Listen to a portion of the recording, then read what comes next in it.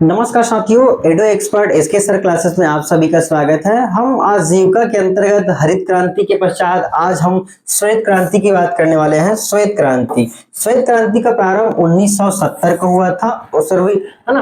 श्वेत क्रांति का मुख्य उद्देश्य दूध उत्पादन में वृद्धि तथा किसानों की आय में वृद्धि करना था। श्वेत क्रांति का जो प्रारंभ है वो 1970 में हुआ था तथा इसका मुख्य उद्देश्य दूध उत्पादन में वृद्धि तथा किसानों की आय में वृद्धि करना था। इसका एक अन्य नाम था ऑपरेशन फ्लड नाम था और इसके संस्थापक या जनक थे वर्गीज कुरियन। अगर हम हरित क्रांति की बात करें तो हरित क्रांति का भारत में है जो एम.एस. स्वामीनाथन जी हैं और श्वेत क्रांति की बात करें तो श्वेत क्रांति में आपका वर्गीज कुरियन।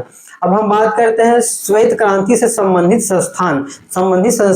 तो सबसे पहला आता है अमूल का जो दूध अभी यूज करते हैं उसका जो संस्थान है आनंद मिल्क यूनियन लिमिटेड गुजरात, जिसका स्थापना 1946 में हुआ था। दूसरा हम देखेंगे national dairy research institute NDRI Karnal जो आपका हरियाणा में है। तीसरा हम देखेंगे national dairy development board NDDB आनंद गुजरात, ये आपका 1965 में हुआ था। उसका चौथा है आपका सरस डेयरी आपका राजस्थान में है। तो इसके लिए जो अभी 4 संबंधित संस्थान है, पहला आपका अमूल हो जाएगा, दूसरा NDRI, तीसरा NDDB और आपका चौथा है सरस डेयरी। तो ये आप यहाँ से याद रख लेंगे संबंधित जो संस्थान है अमूल का फुल फॉर्म याद रख लेंगे और साथ ही इनकी जो स्थापना सन वो आपको कोड के रूप में दिया जा सकता है। जैसे सपोज 3 का अगर दे देते हैं तो 3 है तो तीनों के अंतर्गत आपको यहाँ से इनकी स्थापना या इनकी जो लिमिटेड है या जो इनकी स्थापना वो किस सन में हुआ था, तो आप यहाँ से सन याद रख लेंगे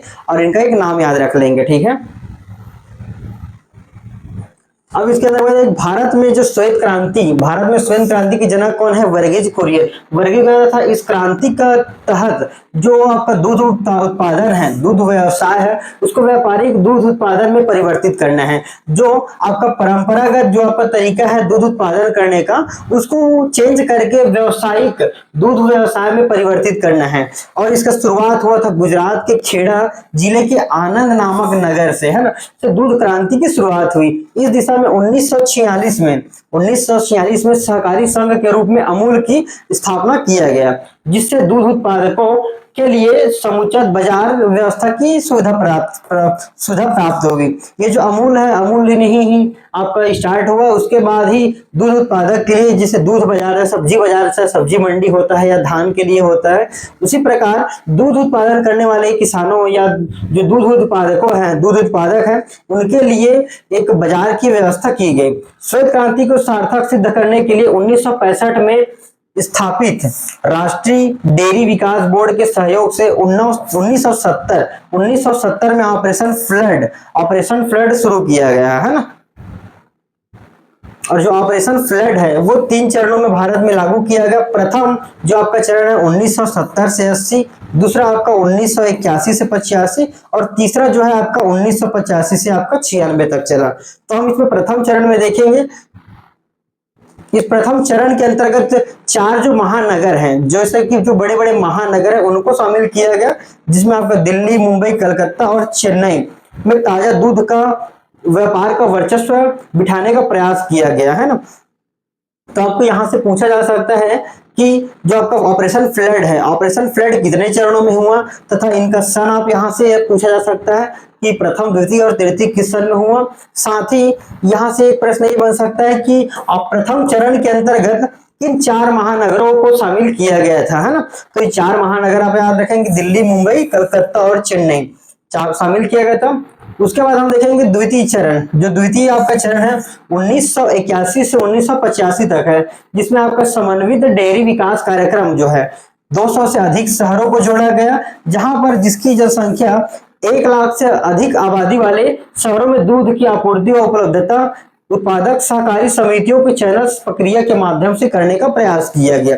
जो द्वितीय चरण है हमारा 81 से 85, इसमें 200 से अधिक शहरों को जोड़ा गया, साथ ही उन शहरों को जोड़ा गया जिनकी आबादी 1 लाख से अधिक है, साथ ही सहकारी समिति के माध्यम से इनको वितरित करने का प्रयास किया गया। तीसरा हमारा तृतीय जो चरण है 1985 से लेकर 96 तक। उसके बाद ये जो आ गया तो सबसे पहले महानगरों को जोड़ दिया गया, उसके बाद 1 लाख से अधिक आबादी वाले शहरों को जोड़ दिया गया। उसके बाद हमारा जो तृतीय चरण है उसमें सहकारी समिति को आत्मनिर्भर, जैसे समितियों के माध्यम से प्रति लगभग हर गांव या जो बड़े शहर हैं तो शहर के अंतर्गत एक छोटे से एरिया को कवर करते हैं, तो इस प्रकार की सहकारी समिति बनाया गया। तो समिति के माध्यम से जो समिति होती है उन समितियों को आत्मनिर्भर करने का प्रयास किया गया, ये आप लिख लेंगे। उसके बाद दूध अगर उत्पादन को बढ़ाना है, अगर दूध उत्पादन को बढ़ाना है तो नस्ल पशु जो है उसकी नस्ल में सुधार है ना, उनके लिए दूध उत्पादन में वृद्धि, पशु स्वास्थ्य देखना होगा, पशु पोषण में अनुसंधान जैसे क्रियाविधियां संपन्न है। इसके अंतर्गत भारत के सभी राज्यों और केंद्र शासित प्रदेशों को शामिल किया गया। यदि आपको दूध उत्पादन करना है तो दूध उत्पादन करने से पहले आपको पशु के स्वास्थ्य संबंधित, पशु के आहार के लिए आपको योजनाएं बनाना होगा तथा उन्हें क्रियान्वित करना होगा। तत्पश्चात ही आपका जो ये श्वेत क्रांति है या ऑपरेशन फ्लड है वही आपका सक्सेसफुल हो पाएगा। तो इन बातों पर भी ध्यान दिया गया। अब अगर बात करें भारत में जो पश्चिमी राज्य है, जो आपके पश्चिमी राज्य हैं और पूर्वी राज्यों की तुलना में जो इनका प्रसार है, जैसे आपका पंजाब, हरियाणा, गुजरात, इन सब तरफ आपका जो श्वेत क्रांति है वो अधिक प्रचार प्रसार हुआ है ना। उसके बाद हम देखेंगे कि कृषि संबंधित जितनी भी क्रांतियां हुई हैं, कृषि से संबंधित जितनी भी क्रांतियां हुई हैं उन संबंधित क्रांतियों के बारे में देख लेंगे। यहां से हम देखेंगे क्रांति, उससे जोड़ेंगे संबंधित क्षेत्र। पहला हम देखेंगे नीली क्रांति। नीली क्रांति आपका मत्स्य पालन और समुद्री उत्पादन से है, जिसके जनक हमारे अरुण कृष्णन जी हैं, है ना। सबसे पहले क्रांति हमारा नीली क्रांति। नीली क्रांति में हम मत्स्य पालन एवं समुद्री उत्पादन, जिसके जनक है अरुण कृष्णन जी। तो इसको याद रखने के लिए, जैसे नीली है तो समुद्र क्या नीला होता है और नीले समुद्र में ही आपका मछली मिलता है, तो इस प्रकार से हम नीले से आपको मछली और नीली से हम समुद्र को याद रख लेंगे। साथ ही अरुण कृष्णन जी, तो यहाँ से जो कृष्ण जी थे वो काले थे या नीले थे, तो इस प्रकार से हम यहाँ से कृष्णन जी को भी याद रख लेंगे। उसके बाद दूसरा हमारा आएगा पीली क्रांति। पीली क्रांति से हम तीली याद रखेंगे। पीली तीली, तो तिलहन को तीली भी बोल सकते हैं, तो पीली तीली से याद रख लेंगे। और इनका जो जनक है वो सैम पित्रोदा तथा शशांक पांडे रजवारजित है ना। तो पीली क्रांति को हम पीली तीली से याद रख लेंगे और ये पी से हम पित्रोदा याद रख लेंगे, जिसका नाम है सैम पित्रोदा। उसके बाद हमारा अगला क्रांति है गोल क्रांति। गोल क्रांति को हम आलू उत्पादन से, जिसका मुख्य आशय आलू उत्पादन करना है ना। उसके बाद हमारा आएगा चौथा लाल क्रांति। लाल क्रांति टमाटर और मांस उत्पादन, जिनके जनक हैं विशाल तिवारी। तो लाल क्रांति को हम याद रख लेंगे। सबसे पहले तो टमाटर जो है वो लाल होता है, तो लाल से याद रखेंगे, और मांस भी आपका लाल कलर का ही होता है, मांस जो है वो लाल कलर का होता है। तो लाल क्रांति को हम याद रखने के लिए टमाटर याद रख लेंगे और मांस याद रख लेंगे, और जिनका कलर लाल होता है, ठीक है। उसके बाद भूरी क्रांति देखेंगे। भूरी क्रांति कृषि उर्वरक तथा रसायन से याद रख लेंगे। तो भूरी है तो ज्यादा भूरी है तो क्या रसायन और उर्वरक ज्यादा डाल दिया गया है, तो सब भूरी क्रांति को याद रखने के लिए हम करेंगे कृषि उर्वरक एवं रसायन। उसके बाद हमारा आता है रजत क्रांति। रजत क्रांति अंडे व मुर्गी पालन से संबंधित है ना, और इनके जनक जो है वो इंदिरा गांधी जी है, इंदिरा गांधी जी हैं। रजत क्रांति आप अंडे से याद रखेंगे। अंडे को जिसे हम फोड़ते हैं उसमें 2 कलर का होता है, 2 कलर का निकलता है ना, तो उसमें से जो एक है तो वो रजत की तरह दिखाई देता है, चांदी की तरह दिखाई देता है, तो उसे हम याद रख लेंगे कि अंडे और ये मुर्गी पालन से संबंधित है। तीसरा हम देखेंगे गुलाबी क्रांति। गुलाबी क्रांति देखेंगे झींगा मछली से उत्पादन है, झींगा मछली से संबंधित है, और इसके जनक है दुर्गेश पटेल। उसके बाद हमारा अगला क्रांति है सुनहरी क्रांति। बागवानी और फसल, राष्ट्रीय बागवानी मिशन 2005 और 6 10वीं पंचवर्षीय योजना। तो जो सुनहरी क्रांति है उसका संबंध बागवानी तथा फल से है। फल है तो फल क्या सुनहरा होता है, फल सुनहरा होता है, तो सुनहरा से हम याद रखेंगे सुनहरी क्रांति, और सुनहरी क्रांति से याद रखेंगे सुनहरा क्या होता है, फल होता है। और राष्ट्रीय बागवानी मिशन 2005-6 जो कि आपका 10वीं पंचवर्षीय योजना के दौरान हुआ था। उसके बाद हरा सोना क्रांति। अगला है हमारा हरा सोना क्रांति, जिसका संबंध बांस उत्पादन से है। उसका बाद बादामी क्रांति, जिसका संबंध मसाला से है, बादामी क्रांति से मसाला उत्पादन से है। स्वर्ण रेशा क्रांति, स्वर्ण रेशा, तो रेशा से याद रख लेंगे जूट जो होता है, जूट से हम रेशा बनाते हैं, तो ये स्वर्ण रेशा क्रांति को याद रखने के लिए जूट उत्पादन से संबंधित है। उसके बाद परामनी क्रांति, परामनी क्रांति आपका भिंडी उत्पादन से संबंधित है। सेफ्रान, सेफ्रान आपका केसर उत्पादन से संबंधित है। उसके बाद देखेंगे स्वर्ण या स्वर्णिम क्रांति, ये उनका उद्यान और शहद, उद्यान और शहद से संबंधित है, जिनके जनक निरपख तुतेज जी हैं। उसके बाद देखेंगे इंद्रधनुष क्रांति, समग्र क्रांति का समावेश, जो आपका इंद्रधनुष जो क्रांति है वो आपका समग्र क्रांतियों का समावेश है। जितने भी आपका क्रांति है उन सभी क्रांतियों को आप इंद्रधनुष क्रांति कह सकते हैं, या हरित क्रांति भी कह सकते, श्वेत क्रांति भी कह सकते हैं, है ना। उसके बाद हम देखेंगे कृषि का मशीनीकरण। कृषि का मशीनीकरण का अर्थ है कि मशीनीकृत कृषि कार्य को यंत्रीकृत करने के लिए कृषि मशीनरी का उपयोग करने की प्रक्रिया कृषि का मशीनीकरण कहलाता है। यदि हम कृषि में जो आपका परंपरागत तकनीकें हैं या तरीके हैं उनको ना करके कृषि में आधुनिकता का प्रयोग करते हैं और उसमें हम मशीनों का उपयोग करते हैं, तो ये हमारा मशीनीकृत खेती कहलाता है, मशीनीकृत कृषि कहलाता है। इनसे संबंधित जो योजनाएं हैं उनका योजना जो इनका कृषि मशीनीकरण पर उप मिशन SMAM सब मिशन ऑन एग्रीकल्चर मशीनरी की शुरुआत 2014 और 15 में हुआ था। जो कृषि का मशीनीकरण हुआ था वो सबसे पहले 2014 और 15 में हुआ था। तो इस प्रकार से आपका प्रश्न बन सकता है यहाँ से कि कृषि में मशीनीकरण जो आधुनिकीकरण है वो कब से स्टार्ट हुआ, तो आप यहाँ देख सकते हैं कि 2014 और 15 में स्टार्ट हुआ था। विश्व और भारत में मशीनरी का स्तर हम देखें, विश्व और भारत में अगर मशीन का स्तर देखें तो अमेरिका में 95% जो है वो खेती या वो मशीनीकृत है, ब्राजील में 75% है, और अगर भारत की बात करें तो भारत में आपका 40 से 45% जो कृषि है वो मशीनीकृत ही है। अगर भारत में कृषि मशीनरीकरण की उप मिशन है ना, जो SMAM के प्रावधान के अंतर्गत कृषि उपकरण एवं मशीन की खरीदी हेतु सब्सिडी दी जाती है, जो निम्नानुसार है। पूर्वोत्तर राज्यों के अलावा अन्य राज्यों में जो है 40 से 50% का आपको सब्सिडी दिया जाता है। जैसे पूर्वोत्तर राज्य के अलावा जो पूर्वोत्तर राज्य है वो कृषि जो जैविक कृषि करते हैं उनके अलावा और जो राज्य है ना, वो उनको 40 से 50% तक का सब्सिडी दिया जाता है। पूर्वोत्तर राज्य में 1.25 लाख यानी कि 1,25,000 रुपए तक की लाभार्थी हैं। उसके बाद हम देखें सकारात्मक पक्ष या लाभ की बात करें तो प्रति हेक्टेयर उत्पादन में वृद्धि हुआ, खाद्यान्न आत्मनिर्भरता प्राप्त करने में सहायक, उत्पादन लागत कमी, कार्य शीघ्रता से। जैसे कि आप मशीनीकरण उपयोग करते हैं तो वो का उत्पादन जो लागत आ रहा था जो आप मजदूरों को दे रहे थे वो मशीनीकरण के कारण शीघ्र तरीके से वो संपन्न हो जा रहा था, उसमें अधिक विलंब नहीं लगता था। कृषकों की आय में वृद्धि उस भूमि को कृषि योग्य बनाने में सहायक, बड़े पैमाने पर कृषि संभव हो पाया है। उसके बाद श्रम की कुशलता में वृद्धि, कृषि फार्म में सुधार, उपभोक्ताओं को लाभ और सस्ता खाद्य।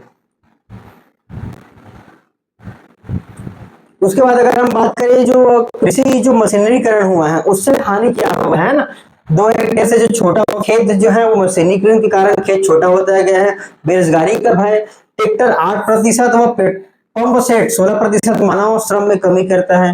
तो अगर आप मशीनीकृत कर रहे हैं तो उससे क्या बेरोजगारी का एक भय है, जिसमें आपका ट्रैक्टर जो है वो 8% तक का आपका कम कर दे रहा है और पंप सेट आपका 16% तक मानव श्रम में कमी कर दे रहा है। पूंजी का अभाव हो रहा है, पशु शक्ति के आधिक्य, कृषि में अशिक्षा, ईंधन की कमी। उसके बाद हमारा है अगला कृषि मशीनीकरण हेतु योजनाएं। कृषि मशीनीकरण हेतु जो योजनाएं हैं उन योजनाओं को हम देख लेते हैं ना। कृषि मशीनीकरण पर उप मिशन योजना SMAM मैंने जो बताया था 2014 और 15 के दौरान ये हुआ था प्रारंभ। मंत्रालय था कृषि एवं विकास कल्याण मंत्रालय। इसका मुख्य उद्देश्य क्या था, दुर्गम क्षेत्रों में छोटे एवं सीमांत किसानों को वित्तीय सहायता देना, विशेषतः कस्टम हायरिंग केंद्र की स्थापना।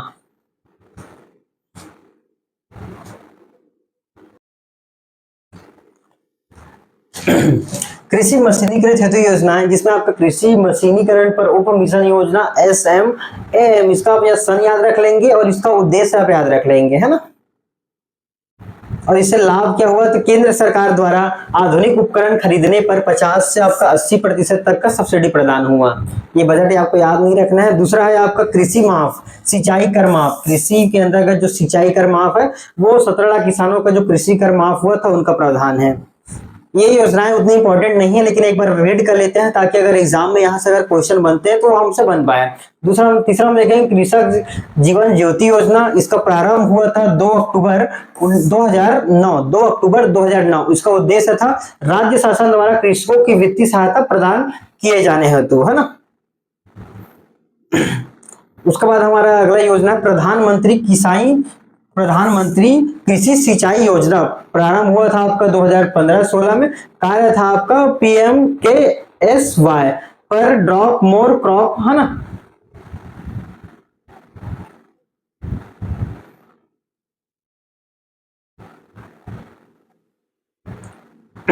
देखिए इस योजना के अंतर्गत भारत सरकार द्वारा चिन्हांकित 99 महत्वपूर्ण योजनाओं में प्रदेश की 3 जो प्रमुख योजनाएं थी वो शामिल है। आपका जो है केलो वृहद सिंचाई परियोजना, खारंभ वृहद सिंचाई परियोजना, मनियारी वृहद परियोजना। तो यहाँ से हमारा प्रश्न बन सकता है कि इस योजना जो चल रही थी, है ना, उसमें कौन कौन सी परियोजनाएं शामिल हैं। तो ये आपको कोट के रूप में दे सकता है, या तो आपको किन्हीं दो को देके आपको तीसरा को बुगालक देकर आपको पूछा जा सकता है कि कौन कौन सी योजनाएं जो है वो इस योजना में शामिल थी।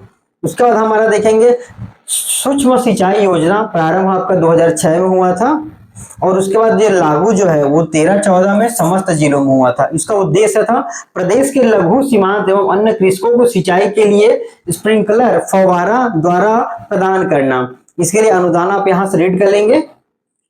लघु एवं सीमांत किसान का टोटल 70% तक का छूट था, जिसमें केंद्र आपका 37% और राज्य आपका 37%। और अन्य जो कृषक थे, अन्य कृषक के लिए आपका 50% का छूट था, जिसमें केंद्र आपका 27% दे रहा है और राज्य आपका 23% दे रहा है।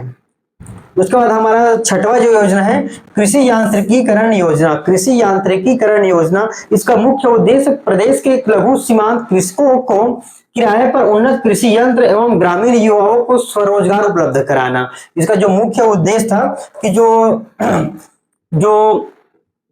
उन्नत कृषि के लिए यंत्र और ग्रामीण युवाओं को स्वरोजगार उपलब्ध कराना। वित्तीय सहायता क्या था, 10 लाख तक कृषि यंत्र सेवा केंद्र की स्थापना हेतु। अब हमें यहाँ से प्रश्न बन सकता है कि कृषि सेवा केंद्रों की संख्या कितनी है। कृषि सेवा केंद्रों की संख्या कितनी थी। यह कृषि यंत्रीकरण योजना के दौरान कृषि सेवा केंद्रों की संख्या 1040 था। उसके बाद हम देखेंगे डेयरी उद्यमिता विकास योजना। इसका मुख्य उद्देश्य है डेयरी इकाई की स्थापना को प्रोत्साहित करना। डेयरी से आप यह समझ सकते होंगे कि डेयरी यानी कि आपका दूध उत्पादन से ही संबंधित है। उसके बाद हमारा अगला योजना हम देख लेते हैं कृषि सुधार हेतु विस्तार कार्यक्रम। कृषि सुधार हेतु विस्तार कार्यक्रम, इसका प्रावधान था एक्सटेंशन रिफॉर्म्स योजना अंतर्गत प्रशिक्षण एवं शैक्षणिक भ्रमण, कृषि प्रदर्शन, कृषक समूह एवं खाद्य सुरक्षा समूह का निर्माण, कृषक किसान मेला, किसान वैज्ञानिक परिचर्चा और किसान गोष्ठी का आयोजन किया जाता है। इसका जो मूल्यांकन है वो मार्च 2020 की स्थिति के अनुसार है। उसका जो नया डाटा आएगा वो उसके अनुसार होगा। ये आपको यहाँ से रीड नहीं करना है। ग्रामोत्थान योजना है ना। उसके बाद आपका योजना रहेगा ग्रामोत्थान योजना। ग्रामोत्थान योजना जो है प्रारंभ आपका 2006-07 में हुआ था। इसका मुख्य उद्देश्य था राज्य में पशु नस्ल सुधार द्वारा कृषकों की आमदनी में वृद्धि करना। राज्य में पशु नस्ल सुधार द्वारा किसानों की आमदनी में वृद्धि करना। उसके बाद ये नेक्स्ट है आपका किसान शॉपिंग मॉल। ये बहुत ही इंपॉर्टेंट आपका योजना है जो आपका एग्जाम में पूछा जा चुका है। किसान शॉपिंग मॉल योजना है ना, इसका प्रारंभ 2010 में हुआ था तथा स्थान इसका राजनांदगांव था। उसके बाद इसमें विशेष ऐसा कुछ नहीं है। उसके बाद शाकंभरी योजना, हमें शाकंभरी योजना है और उसका प्रारंभ कब हुआ था और इसका उद्देश्य क्या था, इन दो चीजों को भी याद रखना है। शाकंभरी योजना आपका 2005 में स्टार्ट हुआ था और उद्देश्य था इसका सिंचाई संसाधनों का विकास करना। ये बाकी आप यहाँ से जो कुछ योजनाएं मैं यहाँ नहीं करा रहा हूँ उसको आप रीड कर लेंगे। उसका केवल सन और उसका उद्देश्य याद रखेंगे बस। उसके बाद हमारा अगला है किसान कॉल सेंटर योजना ना, किसान कॉल सेंटर, किसान जो कॉल सेंटर है कृषि विभाग द्वारा किसानों की समस्या को त्वरित समाधान हेतु प्रारंभ किया गया था और इसका टोल फ्री नंबर 1551 है, toll free number 1551। Bastar net परियोजना, बस्तर नेट परियोजना 15 अगस्त 2016 को स्टार्ट किया गया था, घोषणा हुआ था और जो इसका प्रारंभ है 1 अप्रैल 2017 को जगदलपुर में स्टार्ट हुआ था। उद्देश्य क्या था? छत्तीसगढ़ के नक्सल प्रभावित बस्तर क्षेत्र में मोबाइल व इंटरनेट की कनेक्टिविटी के लिए, है ना, जिसके अंतर्गत 40 करोड़ रुपया और 432 किलोमीटर ऑप्टिकल फाइबर केबल बिछाना इसका उद्देश्य था। तो अब यहां से देख लेंगे बस्तर नेट परियोजना 2015 में 15 अगस्त 2016 को ये आपका घोषणा हुआ था। साथ ही ये इसका प्रारंभ 1 अप्रैल 2017 को जगदलपुर से हुआ था। इसका मुख्य उद्देश्य क्या था? बस्तर के नक्सल प्रभावित क्षेत्र में मोबाइल व इंटरनेट कनेक्टिविटी के लिए, जिसके लिए आपको टोटल 40 करोड़ रुपए का प्रावधान किया गया था तथा 432 किलोमीटर, है ना, ऑप्टिकल फाइबर बिछाना था। उसके बाद नेक्स्ट योजना है मुख्यमंत्री चलित पेयजल योजना है, आपका इसको याद नहीं रखना है, बाकी आप पढ़ लेंगे, है ना। इसका उद्देश्य था राजीव गांधी सर्वजल योजना है, गिरौदपुरी धाम समूह पेयजल योजना है। इस योजना अंतर्गत 10 ग्राम पंचायत को शामिल कर इस योजना के लिए 90 करोड़ का प्रावधान किया गया था। गिरौदपुरी धाम समूह पेयजल योजना। उसके बाद देखेंगे सुपा बेड़ा समूह जल प्रदाय योजना। दूसरा आपका समुदाय आधारित स्वजल योजना। इसको आप एक बार केवल रीड बस कर लेंगे, उतना इंपॉर्टेंट नहीं है। उसके बाद हम नेक्स्ट देखेंगे पशुपालन का ग्रामीण जनजीवन पर प्रभाव, पशुपालन का ग्रामीण जनजीवन पर प्रभाव।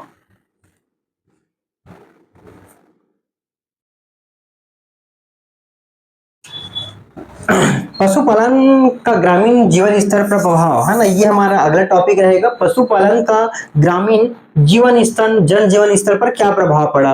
पशुपालन के अंतर्गत हम देखेंगे नस्लों को देखेंगे, उत्पादन देखेंगे और उनकी जो कार्य क्षमता होती है, साथ ही देश विदेश में उनका रैंकिंग क्या है उत्पादन के आधार पर, है ना, उन सबको देखेंगे। साथ ही पशु का स्तर कहाँ पर ज्यादा अधिक है, तो ये सभी बातों को हम नेक्स्ट क्लास में देखेंगे, जिसका हमारा टॉपिक रहेगा पशुपालन का ग्रामीण जन जीवन पर प्रभाव। तो मिलते हैं हम अगले क्लास में, तब तक के लिए जय हिंद।